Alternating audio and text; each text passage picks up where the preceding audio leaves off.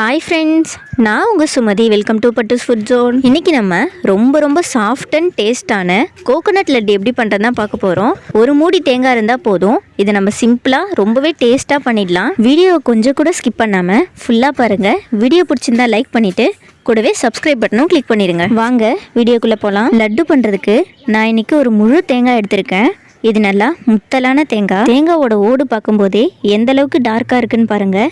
இந்த மாதிரி இருக்க தேங்காவை பார்த்து எடுத்துக்கோங்க. தேங்காவோட ஓடு இல்லாமல் இதை உடச்சி எடுத்துக்கலாம். இது மாதிரி சின்ன சைஸ் துருவல்ல நம்ம உடச்சி வச்சிருக்க தேங்காய் எல்லாத்தையும் துருவி எடுத்துக்கலாம். உங்களுக்கு இது மாதிரி துருவ கஷ்டமாக இருந்தால் தேங்காய்க்கு பின்னாடி இருக்க தோலை ரிமூவ் பண்ணிவிட்டு சின்னதாக கட் பண்ணி மிக்ஸி ஜாரில் போட்டு தண்ணி சேர்க்காமல் அரைச்சி எடுத்துக்கோங்க. இது மாதிரி துருவி பண்ணும்போது லட்டு சாப்பிட்றதுக்கு ரொம்பவே சூப்பராக இருக்கும். இதே போல் மீதி இருக்க எல்லா தேங்காவையும் துருவி எடுத்துக்கலாம். தேங்காய் மொத்தத்தையும் துருவியாச்சு. இது இருக்கட்டும். ஒரு பேனில் நெய் எண்ணெய் எதுவும் சேர்க்காம அரைக்கப்பளவு தேங்காவை வறுத்து எடுத்துக்கலாம். இப்போ வறுக்கிற தேங்காய் லட்டு பிடிச்சிட்டு லாஸ்ட்டாக லட்டு மேலே ஒரு கோட்டிங் கொடுக்கதான். இது ஃபுல் அண்ட் ஃபுல் ஆப்ஷனல் தான். நீங்கள் அப்படியே கூட லட்டு சாப்பிடலாம். ரொம்பவே டேஸ்ட்டாக இருக்கும். மீடியம் ஃப்ளேம்லேயே வச்சு 5 நிமிஷம் தேங்காவை வறுத்துருக்கேன். இது ஆல்மோஸ்ட் ரெடி ஆகிடுச்சு. கொஞ்சம் கூட ஈரப்பதம் இல்லாமல் தேங்காய் உதிரியாக ரெடி ஆகிருக்கு. இதை வேற ஒரு பிளேட்டுக்கு மாற்றிடலாம். இது கொஞ்சம் நேரம் ஆறட்டும். அதே பேனில் 1.5 டேபிள் ஸ்பூன் அளவு பட்டர் இல்லை நெய் சேர்த்துக்கோங்க. நெய்யை ஃபஸ்ட் ஆப்ஷனாக வச்சுக்கோங்க. நெய் சேர்த்து பண்ணும்போது கோகோனட் லட்டு ரொம்பவே டேஸ்ட்டாக இருக்கும். பட்டர் நல்லா உருகிடுச்சு. இதில் ஒரு கைப்பிடி அளவு முந்திரி பருப்பு சேர்த்துக்கலாம். முந்திரி கூடவே நீங்கள் பாதாம் திராட்சைன்னு எது வேணாலும் சேர்த்துக்கலாம். இது நல்லா வறுந்து கொஞ்சம் லைட்டாக கோல்டன் கலர் வந்ததும் இதை வெளியே எடுத்துடலாம். இதே பட்டரில் நம்ம மீதி இருக்க தேங்காவை அளந்து சேர்த்துக்கலாம். எனக்கு 1 கப் அளவு தேங்காய் இருந்தது. தேங்காவை மீடியம் ஃப்ளேம்லேயே வச்சு நல்லா வறுத்துக்கோங்க. நான் பட்டர் சேர்த்து பண்ணதுனால தேங்காய் கலர் மாதிரி இருக்கு. நீங்கள் நெய் சேர்த்து பண்ணும்போது தேங்காவோட பியூர் ஒயிட் அப்படியே தான் இருக்கும். இந்த அளவுக்கு நல்லா வறுந்ததும் இது கூட 1 கப் அளவு பால் சேர்த்துக்கலாம். நான் ஃபஸ்ட்டே தேங்காவை அளக்க சொன்னது இதுக்கு தான்.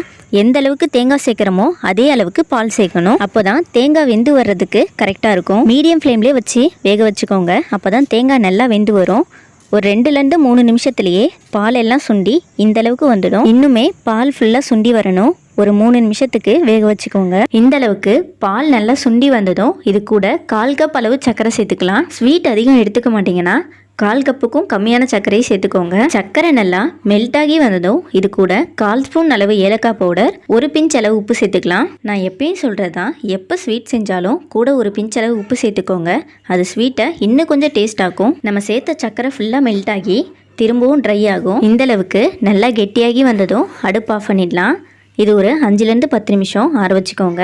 கை தொடுற அளவுக்கு சூடு வந்ததும் கையில் கொஞ்சமாக நெய்யில் ஆயில் தேய்ச்சிட்டு நம்ம லட்டு உருட்டிடலாம். மீடியம் சைஸில் சின்ன உருண்டைகளாக லட்டு உருட்டி எடுத்துக்கலாம். நான் எடுத்த 1 கப் தேங்காவுக்கு 12 லட்டு வந்துச்சு. இது ஸ்டோர் பண்ணி சாப்பிட்ற ஸ்வீட்லாம் இல்லை. 1 டே வரைக்கும் இதை நம்ம வச்சுக்கலாம். பாருங்கள் எந்த அளவுக்கு லட்டு சூப்பராக வந்திருக்குன்னு. இதை நம்ம தேங்காவில் கோட் பண்ணி எடுத்துக்கலாம். நீங்கள் சாமிக்கு நெய்வேத்தியம்லாம் வச்சு படைப்பீங்கன்னா இது ஒரு பெஸ்ட் ஆப்ஷனாக இருக்கும். இதே போல் முந்திரி பாதாம் எதுவும் சேர்க்காமலும் நீங்கள் லட்டு பண்ணிக்கலாம். அதுவுமே ரொம்ப டேஸ்ட்டாக இருக்கும். இல்லைனா இது மாதிரி முந்திரி வறுத்துட்டு லாஸ்ட்டாக நம்ம லட்டு பிடிக்கும்போது கூட வச்சு பிடிச்சிக்கலாம். இதே போல் மீதி இருக்க எல்லா மாவுலையும் நம்ம லட்டு ரெடி பண்ணி எடுத்துக்கலாம். நம்ம ரெடி பண்ண லட்டு எல்லாத்தையும் லாஸ்ட்டாக தேங்காய் பூவில் கோட் பண்ணி எடுத்துக்கலாம். தேங்காய் நல்லா பாலில் வெந்து லட்டு சாப்பிடவே அவ்வளோ சாஃப்டாக இருக்குது. நீங்களும் மறக்காமல் ட்ரை பண்ணி பாருங்கள். வீடியோ பிடிச்சிருந்தா உங்கள் ஃப்ரெண்ட்ஸ் அண்ட் ஃபேமிலிக்கு கண்டிப்பாக ஷேர் பண்ணுங்கள். வீடியோ பிடிச்சிருந்தா லைக் பண்ணிவிட்டு கூடவே சப்ஸ்கிரைப் பட்டனும் கிளிக் பண்ணிடுங்க. அப்போ தான் நான் போடுற வீடியோ எல்லாம் உங்களுக்கு வரும். லட்டு எந்த அளவுக்கு சாஃப்ட் அண்ட் ஜூஸியாக இருக்குன்னு பாருங்கள். மறக்காமல் நீங்களும் ட்ரை பண்ணி பாருங்கள்.